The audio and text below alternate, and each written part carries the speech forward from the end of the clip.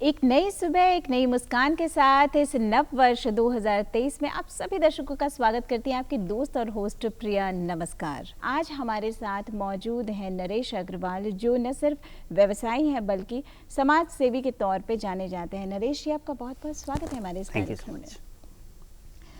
आपकी ये जो एक समाज सेवी के लिए जो मन में एक भावना आती है कि अपने, जैसे कि ये 2023 हमारा शुरू हुआ, आपने भी सपने देखे होंगे खुद के लिए, अपने परिवार के लिए, लेकिन समाज को लेते हुए सोचना ये हर किसी के बस की बात नहीं होती है, जो कि मैं समझती हूँ सब कोई सहमत होगा इस बात से। लेकिन जब हम समाज सेवा के तरफ मुड़ते हैं, और वो सेवा किसी तरीके की भी हो सकती है, कहीं ना कहीं कोई एक घटना हमें प्रेरित कर जाती है, कोई एक इंसान जिनकी बातें हमें प्रेरणा दे जाती है। क्या कुछ ऐसा हुआ आपकी ज़िंदगी में? पग पग पे हुआ, हमेशा हुआ है।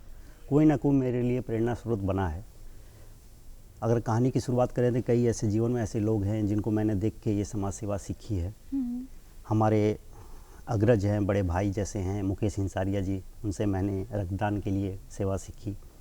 मतलब शुरुआत आपकी यहाँ से हुई? बिल्कुल।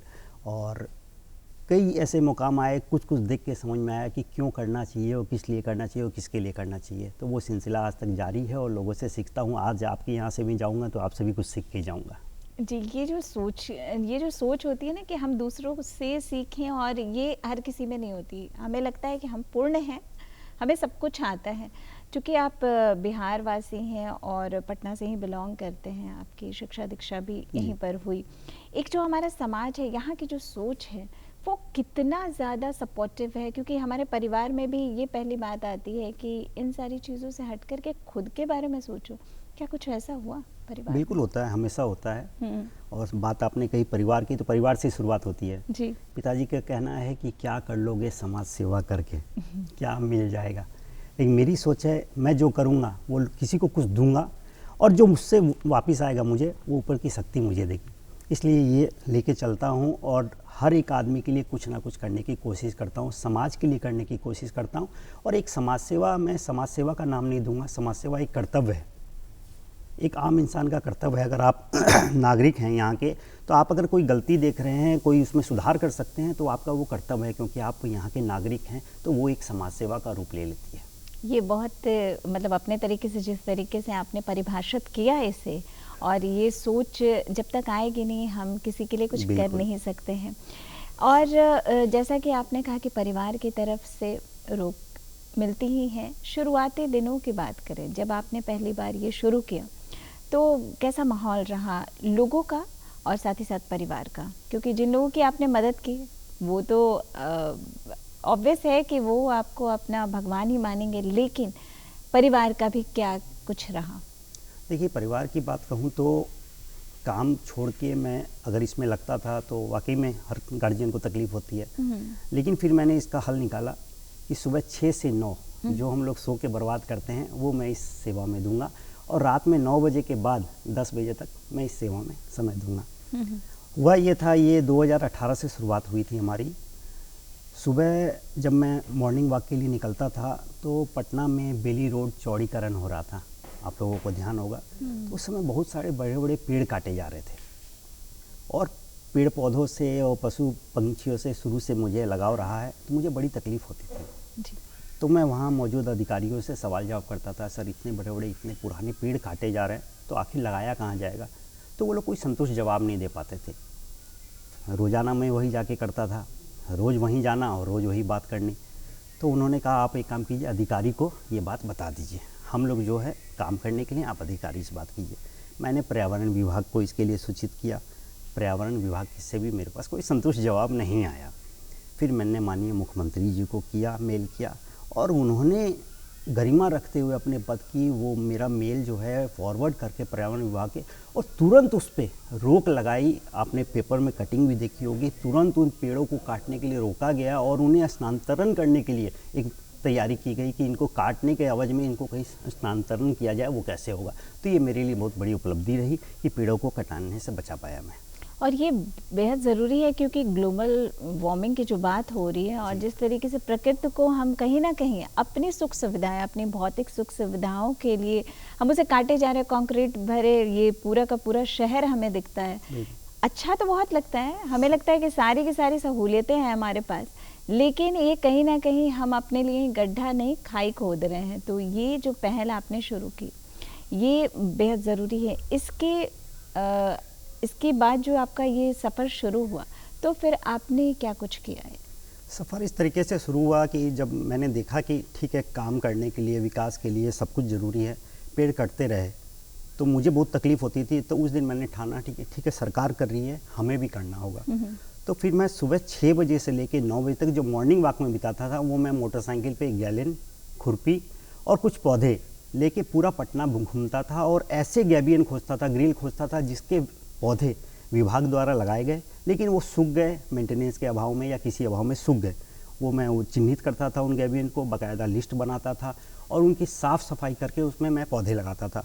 और पौधे लगाने के बाद ये नहीं कि लगाया और छोड़ दिया, बहुत लोग ऐसा भी करते हैं कि पौधे लगाया छोड़ दिया, मैं वो नहीं। सुबह 6 से 9 की रूटीन जो रहती थी, मैं रोज़ाना उनमें जाता था, पानी देता था, देखभाल करता था, गुड़ाई खुदाई करता था।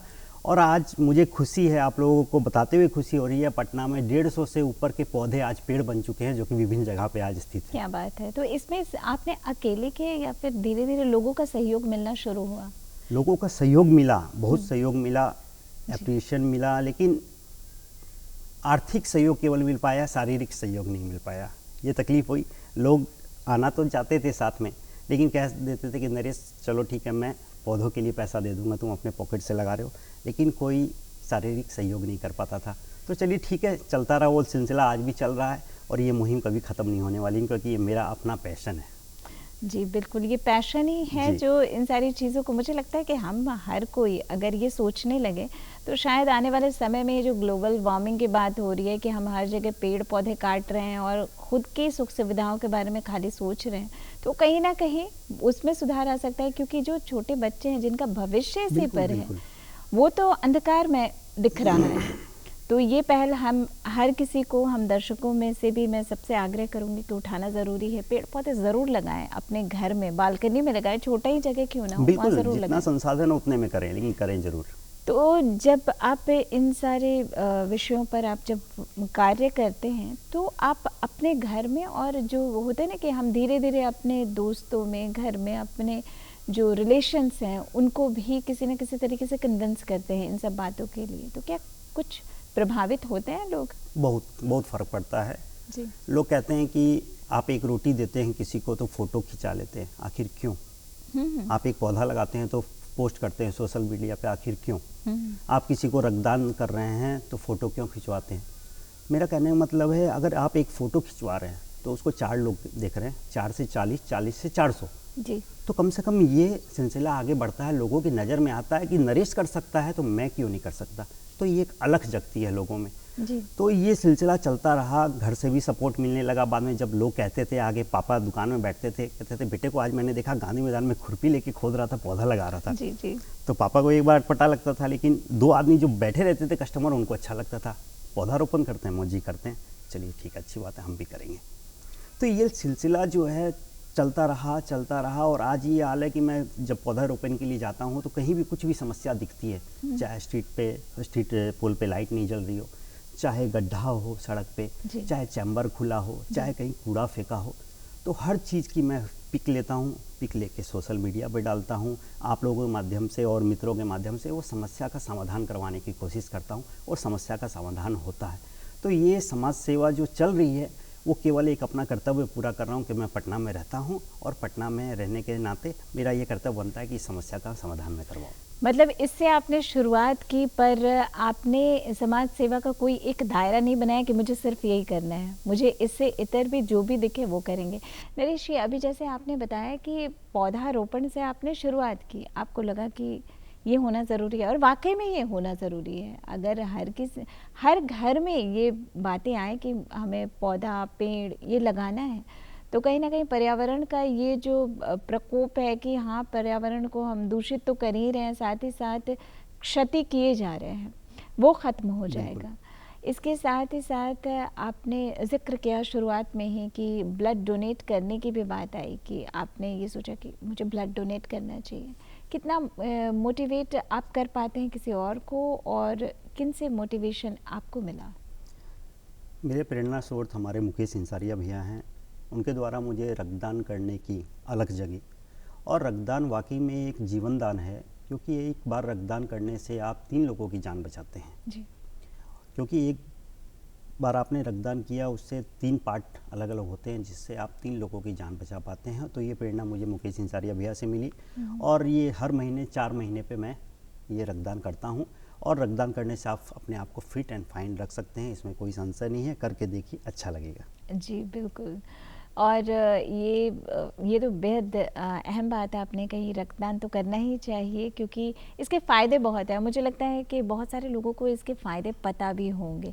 इसके अलावा आपने जो रोड के किनारे गंदगी की बात की कि कहीं भी कूड़ा करकट फेंक देते हैं, तो इस मुहिम में आप अकेले तो ये पॉसिबल है नहीं, तो किस तरीके से आप कार्य करते हैं और कितने लोगों का सहयोग मिलता है, कितना कन्विंस कर पाते हैं? और एक बात जो होती है कि हम लोगों को एक लोगों को बता नहीं सकते, कुछ वर्कशॉप की तरह करते हैं ताकि वहाँ लोग इकट्ठा हों, बता पाएँ, वैसा कुछ करते हैं? नहीं, ऐसा है कि जहाँ तक सड़कों पे कचरे की बात है या कोई भी समस्या से रिलेशन है, तो पटना नगर निगम ने स्वच्छता सर्वेक्षण के कारण 2019-20 के दौरान मुझे एज ए सिटी एम्बेसडर जी। मुझे नियुक्त किया था। और नगर निगम का बहुत साथ मिला, नगर निगम बहुत अच्छा काम कर रही है, और मैंने इस चीज़ का फ़ायदा उठाया और लोगों तक, एक लोगों तक ये बात पहुंचाने की कोशिश की कि सफाई क्यों रखनी चाहिए, कैसे रखनी चाहिए, कूड़े को गीला और सूखा कचरा कैसे अलग करके आप उससे खाद बना सकते हैं, इत्यादि इत्यादि। इस तरीके की बातों से मैंने बहुत लोगों को प्रेरित किया। तो प्रेरित करने का सबसे बड़ा मेरे पास साधन था सोशल मीडिया। जी। तो मैं एक चीज़ पोस्ट डालता था, अगर कहीं सफाई भी करवाता था या कहीं चैम्बर भी बनवाता था, उसकी फ़ोटो खींच के और मैं सोशल मीडिया पे, फेसबुक पे, इंस्टाग्राम पे, ट्विटर पे, ये सब पे डालता था। तो लोगों में ये लगता था, नहीं ये नरेश कर रहा है, क्यों कर रहा है, हमारे लिए कर रहा है, तो हमें भी करना है दूसरों के लिए, बस ये चलते रहा है। ये मोटिवेशन मिलते रहा। अच्छा, 2019 से 20 की आपने बात की, 20 की जो बात करें तो सिर्फ हमारा देश नहीं, हमारा राज्य नहीं, बल्कि पूरा का पूरा विश्व कोरोना की महामारी से सभी कोई मतलब इसका डर आज भी है। आज भी जब सुनने को मिलता है कि हाँ ये फिर से बढ़ रहा है, तो लेकिन इसकी बात तो मैं बाद में करूँगी, पहले 2020 की तरफ चलते हैं। उस समय कितना कुछ आप सक्रिय होकर के कर पाए, क्योंकि वो जो एक समय था, लोग खुद के साथ अपने परिवार को बचाना चाहते थे। एक विरोध होता है परिवार का कि आप ये क्यों कर रहे हैं, और वहाँ का जो सिचुएशन उस समय का है वो अलग है। आप अगर कहीं जाते हैं तो आप इन्फेक्टेड अपने घर के किसी मेंबर को कर सकते हैं, तो उस सिचुएशन में किस तरीके से आपने कार्य किया? उस समय ये हाल था कि हर कोई अपने बारे में सोच रहा था, अपने परिवार के बारे में सोच रहा था। इंसान के बारे में सोच रहा था, लेकिन इंसान जानवरों के बारे में नहीं सोच रहा था। कोरोना के दौरान क्या हुआ कि स्ट्रीट डॉग्स, आवारा मवेशी, जो कि भूखे दर दर घूमते थे प्यासे पानी के लिए, भोजन के लिए, तो कहते हैं मैं हर चीज़ की प्रेरणा मुझे किसी ना किसी से मिली। तो मेरे एक मित्र हैं संजय अग्रवाल, उनसे प्रेरणा मिली मुझे, मतलब कुत्तों को भोजन देने की या मवेशियों को रोटी देने की। तो उस कोरोना काल में मैंने मतलब ये प्रण ले लिया कि इनको मरने नहीं दूंगा। तो विभिन्न मोहल्लों में जा के मैं बाकायदा घर से खिचड़ी बनवाता था, बिस्किट के पैकेट्स लेता था, पानी का गैलन रखता था, साथ में बर्तन रखता था, उन स्ट्रीट डॉग्स को, मवेशियों को खाना दे के, और फिर बाद में घर आता था। घर में आके भी बहुत कठिन होता था कि बाल बच्चे रहते थे, घर में परिवार रहता था, डर भी रहता था कि कुछ हो नहीं जाए। तो पहले आता था, अपने आपको नहा के फ्रेश करके बाद में फिर उनसे मिलता था। तो एक वो अलग टाइप का सुकून था, और ये बहुत ज़रूरी था उस समय की पीड़ा को देखते हुए, क्योंकि इंसान को भगवान ने हाथ दिया, कुछ भी खेल सकता है, खा सकता है, लेकिन जानवरों को केवल हम पे आश्रित किया है। जानवर जो है, रोड पे स्ट्रीट डॉग्स जो है, वो हम ही पे आश्रित है, तो हम ही को भोजन देना होगा, हम ही को पानी देना होगा। वो मुहिम भी मैंने वो शुरुआत की, जो कि आज तक चल रही है और लोग कर रहे हैं। ये बहुत अच्छा लगता है। हर मोहल्ले में आजकल देख लेंगे आपकी, कोई बिस्किट खिला रहा है, कोई गाय को रोटी खिला रहा है, तो बहुत अच्छा लगता है ये सब करके। ये ज़रूरी भी है, ये एक अलग तरीके की सोच बनाती है समाज में, क्योंकि हम खुद के बारे में सोचते हैं, चलो इंसान के बारे में भी सोचते हैं कि कोई अगर तकलीफ़ में है तो उसकी मदद करते हैं, लेकिन जानवरों के बारे में इतना कुछ सोचना वो थोड़ा मुश्किल होता है। और लोग करना शुरू किए और कर रहे हैं, ये बहुत बड़ी बात है। इसके साथ ही और भी बहुत तरीके की चीज़ें हैं हमारे समाज में। जैसे कोरोना काल में ही बहुत सारे लोगों को मदद की ज़रूरत थी, तो उस दरमियान आपने उस तरीके की मदद की? जी, हमने हमारी संस्था से के साथ मिलके, पटना में एक संस्था है माँ वैष्णो देवी सेवा समिति, उसके साथ मिलके जो अंत्येष्टि होती है, जो आखिरी समय लोगों का, उस समय देख रहे थे लोग अपनों को हाथ नहीं लगा रहे थे, लेकिन हमारे संस्था के सदस्यों द्वारा आखिरी समय उनका ख़राब नहीं जाए, इसलिए हम लोग एम्बुलेंस की व्यवस्था से घर से बॉडी उठवाते थे। हमारी संस्था घर से बॉडी उठवाती थी और वहाँ पे घाट पे पूरा का पूरा इंतज़ाम रहता था हमारी संस्था के द्वारा कि किसी भी आखिरी समय में किसी को ये तकलीफ़ ना हो कि किसी का हाथ नहीं लगा या किसी को बढ़िया से कि इसका अंतिम संस्कार नहीं पता, वो हमारे माध्यम से हो पाता था और वो सेवा बहुत बड़ी सेवा थी। इसके लिए मैं मेरी पूरी टीम को धन्यवाद कहूँगा कि जो कि उस समय इतने भयावह स्थिति के दौर में भी लोगों के बीच रह के लोगों के दुख को बांटा है। क्योंकि उस समय क्या, आज की भी बात करें तो अभी कोरोना का जिस तरीके से हम सुन रहे हैं कि फिर से उसका ये थर्ड वेव आ सकता है, तो ऐसे में एक तो सभी अवेयर हो चुके हैं कि क्या कुछ हमें एहतियात बरतना चाहिए, लेकिन अपने समाज सेवी के तौर पर आप इसकी अवेयरनेस के लिए क्या कुछ करते हैं? अवेयरनेस हर चीज़ में है। मैं ये कहूँगा समाज सेवा को समाज सेवा का रूप मत दीजिए, एक अपना कर्तव्य का रूप दे दीजिए। देखिए आप हर एक व्यक्ति समाज सेवी बन जाएगा। जी जी। आज अगर रोड पे आपको एक पत्थर गिरा हुआ दिखे, आप उसे उठा दीजिए तो भी एक समाज सेवा है, क्योंकि हो सकता था आपकी मोटरसाइकिल से लग के भी वो पत्थर से आपका एक्सीडेंट हो सकता था, बिल्कुल, आप गिर सकते थे। तो इसी तरीके से मतलब कहने का मतलब आप जो भी करें ना, आप लोगों के बीच ले जाएं, चाहे किसी भी माध्यम से ले जाएं। चार आदमी के बीच बैठें तो अपने बारे में बताएं, अपने कार्य के बारे में बताएं। अगर सोशल मीडिया पे हैं तो उस सोशल मीडिया प्लेटफॉर्म पे डालें, तो इससे अलग जगती है, लोग जागरूक होते हैं और अभी समाज बहुत जागरूक हो गया है, लोग एक दूसरे के लिए करने लगे हैं। ये अब बहुत अच्छी एक प्रेरणा मिली है लोगों को कि करना चाहिए, दूसरों के लिए नहीं करना चाहिए, वो अपने लिए कर रहे हैं, वो समझ लीजिए। बिल्कुल। दो ऐसे प्रोफेशन हैं जो आपकी ज़िंदगी में है, एक परिवार के द्वारा दी हुई, एक आपके खुद की स्वेच्छा से आप कर रहे हैं। दोनों का मतलब कहीं ना कहीं समाज से ही जुड़े हुए हैं। आप एक व्यवसायी भी हैं और उस व्यवसाय में ये होता है कि हम खुद के लिए कितना ज़्यादा प्रॉफिट कमा सकें ताकि अपने घर परिवार का भरण पोषण कर सकें, और एक तरफ अपनी स्वेच्छा से समाज सेवा करें जहाँ पर निस्वार्थ की भावना आती है। कितना कुछ अंतर पड़ता है जब आप दो जगह, एक ही इंसान दोनों जगह कार्य करता है। देखिए व्यापार पैसों के लिए किया जाता है, जी जी, वो आप इस धरती के लिए करते हैं, अपने लिए करते हैं। अपने लिए कर। और जो समाज सेवा आप करेंगे वो पूर्व जन्म के लिए, आगे के जन्म के लिए करेंगे, वो अपने लिए आप करेंगे। जी, इसीलिए दोनों अलग पहलू हैं, लेकिन देखा जाए वो भी आपके फ़ायदे के लिए है और ये भी अपने फ़ायदे के लिए है। इसलिए करते रहिए, ये आपकी रोजी रोटी है, वो आपका पैशन है, समाज सेवा है, तो वो आगे के जन्म के लिए और ये अभी के जन्म के लिए। बहुत सारे अचीवमेंट्स आपको मिले हैं, अवार्ड्स मिले हैं, जिसके बारे में भी आपने कहा। उन अवार्ड्स को जो पहला जो आपको अवार्ड मिला आपके कार्य के लिए, वो कौन सा था और आपको क्या महसूस हुआ उस समय? देखिए रक्तदान के क्षेत्र में मुझे पहला अवार्ड मिला था माँ वैष्णो देवी सेवा समिति के द्वारा। उसके बाद फिर नारी नीति फाउंडेशन के द्वारा मिला मुझे पौधेरोपण के लिए। फिर एक इंस्टीट्यूट के द्वारा मुझे नागार्जुन अवार्ड मिला। फिर एक संस्था द्वारा मुझे बिहार रत्न अवार्ड मिला। फिर एक बहुत बड़े फैशन डिज़ाइनर हैं नीतीश चंद्रा जी, उनके द्वारा मुझे ये अभी बिहार एक्सीलेंस अवार्ड मिला। तो ये सिलसिला चलता रहा और अच्छा लगता है, बहुत अच्छा लगता है। अवार्ड तो कोई भी छोटा बड़ा नहीं होता, लेकिन कौन सा ऐसा अवार्ड मिला जो आपको लगा कि शायद अब मेरी जिम्मेदारियां बढ़ गई हैं, अब मुझे और इससे ज़्यादा बेहतर करना है? कोई अवार्ड मेरे लिए छोटा या बड़ा नहीं है। अवार्ड मिला मुझे अप्रिसिएशन के लिए, मुझे और प्रेरित करने के लिए। मुझे एक बम्प दिया गया कि नरेश उछलो, देखो तुमने ये किया है और करो, तो वो चलता रहा, वो चल रहा है। एक तो खुद आप इस कार्य में हैं, आप लोगों को किस तरीके से जोड़ते हैं? कहते हैं ना मॉनिटरिंग करनी ज़रूरी होती है। आप संस्था से हैं, आप मॉनिटरिंग जो कि बहुत महत्वपूर्ण होता है, चंद लोगों के साथ ही नहीं बल्कि धीरे धीरे करके लोगों को जोड़ें, तो इसकी कैसे करते हैं आप कार्य?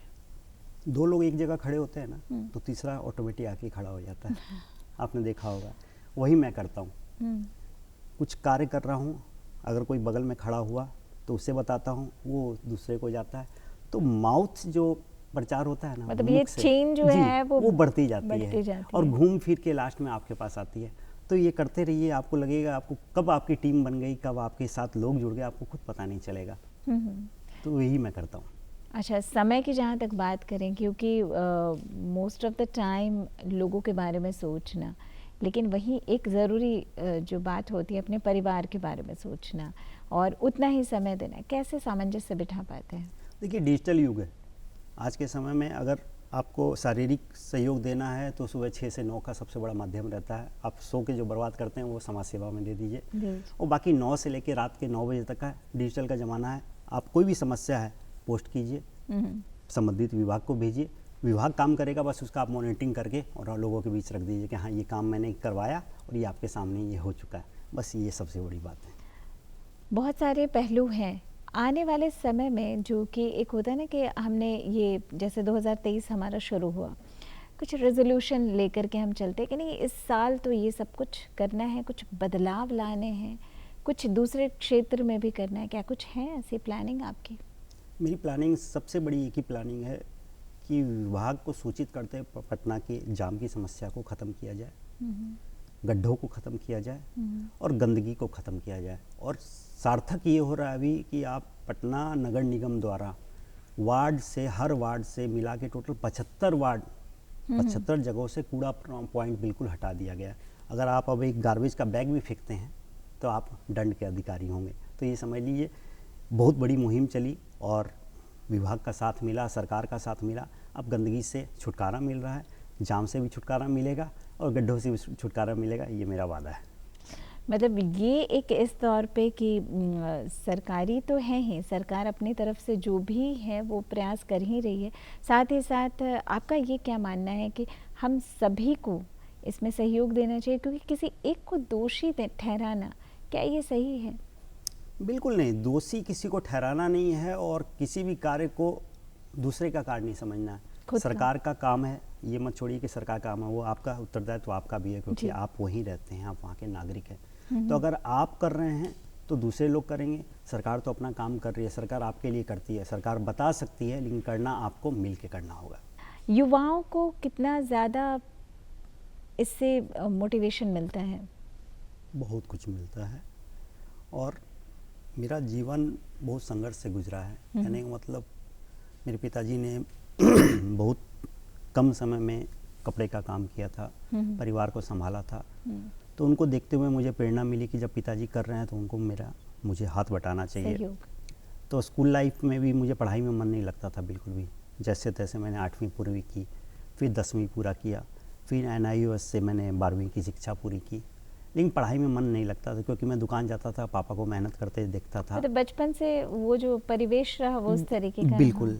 तो पिताजी के साथ काम करने लगा और देखते देखते देखते अपनी पूरा जीवन समझ लीजिए एक पीछे चला गया। सिर्फ एक प्रोफेशनल लाइफ रह गई और प्रोफेशनल लाइफ से बाद में मैंने सोशल लाइफ में ज्वाइन किया फिर। अच्छा, बचपन एक पीछे रह गया। कहते हैं ना कि कुछ बातों की कुंठा रह जाती है हमारे जीवन में, हमें लगता है कि ये भी मुझे करना था पर मैंने ये नहीं किया।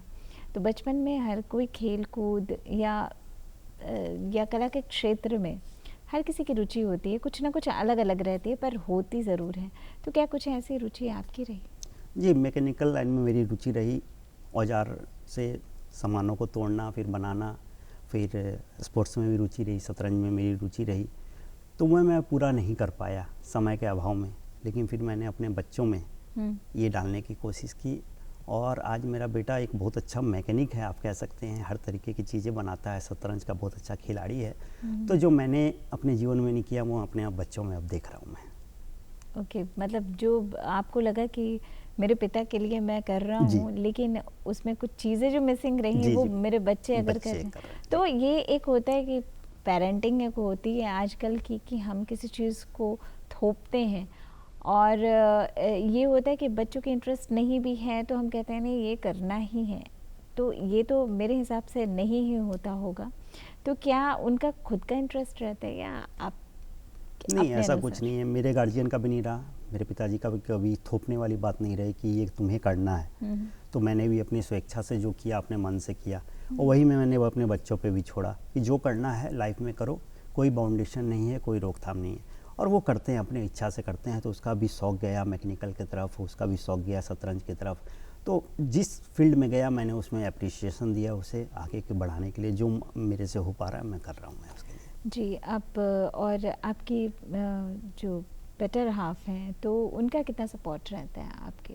बहुत बड़ा सपोर्ट रहता है। सुबह की चाय उन्हीं के द्वारा मिलती है। जब सुबह उठता हूँ तो पहली चाय उनके हाथ से लेता हूँ, फिर बाद में फिर तैयार होके फिर निकलता हूँ सड़कों पे। तो बहुत बड़ा सपोर्ट है और थोड़ा खलता भी है क्योंकि समय नहीं दे पाता पूरी तरीके से। तो कोशिश करता हूँ समाज को भी समय दूँ, घर में भी समय दूँ, परिवार को भी समय दूँ। तो मिला जुला करके सभी चीज़ों में सामंजस्य बिठा करके किस तरीके से चलें ये आप ज़रूर कोशिश करते हैं। बिल्कुल। और जो प्लानिंग्स की बात कहते हैं कि जैसे आपने कहा कि जैसे तैसे अपनी पढ़ाई की, लेकिन एक होता है ना थॉट कि हम किसी चीज़ को, किसी प्रोफेशनल लाइफ को भी चुनते, क्या ऐसा कुछ था आपकी लाइफ में? जी हाँ, बड़ा बिजनेसमैन बनने का, पैसे कमाने का और समाज सेवा करने का, और तीनों आज मेरे पास है और मैं संतुष्ट हूँ, खुश हूँ। जी, तो समाज सेवा की तरफ फिर से जाते हैं। आने वाले समय में और क्या कुछ आपकी प्लानिंग्स हैं? कुछ भी समस्या हो उसे ठीक करवाना है, चाहे छोटी हो चाहे बड़ी हो। बस प्लान कुछ नहीं है, जो सामने दिखेगी वो पूरी करूँगा। एक समाज सेवी के तौर पर आप सबसे ज़्यादा, जैसे आपने तो कहा कि किसी घटना से आपने सीखा और धीरे धीरे आप जुड़ गए, लेकिन बहुत सारे ऐसे समाज सेवी हमारे इस भारत में भी रहे जिन्हें आप पढ़ते हो, जिन्हें आप मतलब आत्मसात करते हो, ऐसा कुछ है? मेरी सबसे बड़ी प्रेरणा स्रोत मदर टेरेसा है। अच्छा। उन्होंने पूरा जीवन समाज सेवा में दे दिया और उन्हीं की प्रेरणा से आज मैं चल रहा हूँ कि अपने लिए तो सब जीते, दूसरों के लिए जी के देखिए, अच्छा लगेगा। जी जी। और स्पोर्ट्स की जहाँ तक आपने बात की कि स्पोर्ट्स में भी आपकी रुचि रही, शतरंज में क्या कभी ऐसा कुछ मौका मिलता है तो क्या आप उसे करना पसंद करते हैं या करते हैं? समय का अभाव में नहीं कर पाता हूँ, लेकिन बेटे के साथ खेलता हूँ। खेलते हैं जी। जी। तो इसमें ऐसा कभी आपने सोचा कि हाँ मुझे नेशनल इंटरनेशनल लेवल पे जाने की चाह है? कभी नहीं हो पाया, समय का अभाव में कभी नहीं हो पाया, लेकिन अपने भविष्य में यानी बच्चों में देखता हूँ कि वो जाए और कोशिश करूँगा कि वो इस मुकाम पे पहुँचे कि एक नेशनल लेवल पे, इंटरनेशनल लेवल पे खेले और बिहार का नाम रोशन करे। एक पिता होने के नाते जो एक दायित्व होता है वो तो आप पूरा करते हैं, लेकिन एक परिवेश जो होता है कि घर का इस तरीके का परिवेश हो ताकि बच्चों का लालन पालन उस तरीके से हो कि वो भी समाज के प्रति सोच पाए, क्या ऐसा है घर में आपके? बिल्कुल है, क्योंकि मैं एक एक चीज़ जो करता हूँ, आज मैं अगर आपके साथ बैठ के आपसे बातचीत कर रहा हूँ वो भी मैं घर पे जाके बताऊँगा, या आज मैंने अगर एक पौधा लगाया तो वो भी आके बेटे को बताता हूँ या वाइफ को बताता हूँ। तो बच्चों को घर में क्या अंतर आप पाते हैं, मतलब जब ऐसा कुछ आप कहते हैं तो जैसे होता है ना घर से शुरुआत होती है, तो क्या घर में ऐसे हैं बच्चे कि वो भी इन सारी चीज़ों को इनिशिएट करते हैं कि नहीं ये मुझे करना चाहिए? ऐसे कोई घटना जो आप हमारे साथ शेयर करना चाहें? बिल्कुल। अब पौधे रोपण को ले लीजिए तो मेरा बेटे ने मुझसे बहुत कुछ सीखा है पौधों के बारे में, और वो भी अब इसमें बढ़ चढ़ के हिस्सा लगता है। लेकिन भले बाहर नहीं जा पाता है, अपने स्कूल कैंपस में करता है। अब मैंने छत पे टेरिस गार्डन बना रखा है, उसकी देखभाल करता है वो, तो अच्छा लगता है। जी, इतनी सारी जगहों पर आपने कार्य किया, अपनी सेवाएं देते हैं, कोई ऐसी घटना जो आज भी आपके जहन में है? जी हाँ, वो घटना शुरुआत पौधे रोपण को लेकर ही है। जिस समय पौधे रोपण में करने जाता था मेरे पास संसाधन नहीं रहते थे, मैं गैलन लेके जाता था, बाल्टी लेके जाता था। तो एक बुजुर्ग महिला आई मेरे पास, मैंने गाड़ी अपनी लगा रखी थी, मोटरसाइकिल साइड में लगा रखी थी। वो आई, बेटा तुम पीएम हो, उन्होंने कहा था, आज ही मेरे जहन में वो चीज़। तो मैडम चाची पीएम? तो बेटा हम देखते हैं तुमको दिन भर, तुम सुबह 6 बजे आते हो, 9 बजे तक देखते हैं तुमको, पौधे लगाते हो, तुम प्लांट मैन ऑफ इंडिया हो। मुझे उस दिन बहुत सुकून मिला था कि किसी ने तो ऐसा मुझे एक तबका दिया कि एक और जागा जुनून की नहीं, अब और कुछ अच्छा करना है, और वो आज तक चल रहा है और वो कभी ख़त्म नहीं होने वाला है। बिल्कुल। और चूँकि आप खुद भी एक युवा हैं और हमारे इस कार्यक्रम के माध्यम से उन लोगों को जो इस क्षेत्र में कुछ ना कुछ करना चाहते हैं, लेकिन एक हिचक सी होती है कि कैसे करें, शायद सपोर्ट ना मिले, शायद हम उसमें सक्षम नहीं है, क्या कुछ कहना चाहेंगे? शुरुआत कीजिए। बीज को भी पौधा बनने में और पौधे को भी पेड़ बनने में समय लगता है। आप आज शुरुआत कीजिए, फल मिले नहीं मिले, अंदर से खुशी ज़रूर मिलेगी, ये मेरा वादा है। जी, ये तो बेहद ज़रूरी होता है, क्योंकि जब तक हम खुद ये इसका बीड़ा नहीं उठाएंगे, हम आगे कुछ कर नहीं पाएंगे। और इस नए साल में और क्या कुछ आप लेकर के आने वाले हैं? सब आपके सामने रहेगा जी। और एक एक चीज़ मैं अपने सोशल मीडिया पर डालता हूँ आप लोगों के माध्यम मैं से। चाहूँगी कि सोशल मीडिया पर तो आप डालते ही हैं, लेकिन हमारे इस कार्यक्रम के माध्यम से कुछ ऐसी प्लानिंग्स जो आप हमें बताना चाहते हैं कि इस साल मैंने ये कुछ सोच रखा है और मैं ये करना चाहता हूँ। इस साल मैंने ये सोच रखा है कि हर मोहल्ले को ग्रीन बनाऊंगा। मेरी ये प्लानिंग हो रही है कि सरकार के साथ मिलके मैं हर मोहल्ले में पेड़ पौधे लगवाऊं और इसका सार्थक पहल सामने रहेगा और ये पूरी कोशिश मैं करूँगा। बिल्कुल, हर मोहल्ले में ये लगवाना, और कहीं ना कहीं इससे जो क्लाइमेट जो चेंज हो रहा है, बिल्कुल जिस मौसम में जो मौसम का अनुभव होना चाहिए वो शायद थोड़ी लेट से आती है, ये कुछ ऐसा हो गया है, उसमें चेंजेस आएगी, पहले जैसा हो पाएगा। बिल्कुल। और भी बहुत सारी चीज़ें जो कि कहते हैं ना कि हमें और भी इससे बेहतर से बेहतर करना है, ये जज्बा अगर अंदर रहे तो वो हम पूर्ण कर पाएंगे। परिवार की तरफ से आपकी जब सोच बदली तो कितना ज़्यादा सपोर्ट आपके माँ पापा का रहा आपके लिए, और आज क्या है? पिताजी का बिल्कुल नहीं रहा। बिल्कुल नहीं, अभी भी नहीं है। अभी भी नहीं है। उनकी सोच यही है, समाज सेवा से कुछ नहीं मिलना है, सिवाय नुकसान का कुछ नहीं होता है, उनका ये सोच है। अच्छा। और माँ का ये सोच रहता है, बेटा जो भी करो आराम से करो, सुरक्षित रहो। माँ की ये सोच रहती है और मिला जुला के सबका सपोर्ट मिलते रहता है। अच्छा, आने वाले अभी समय में जैसा कि हम सुन रहे हैं फिर से कि ये कोरोना का ये थर्ड वेव है, वो भी आ सकता है, तो इस विषय में आपकी क्या सोच है? किस तरीके की एहतियात और किस तरीके की पहल अभी से शुरू कर देनी चाहिए?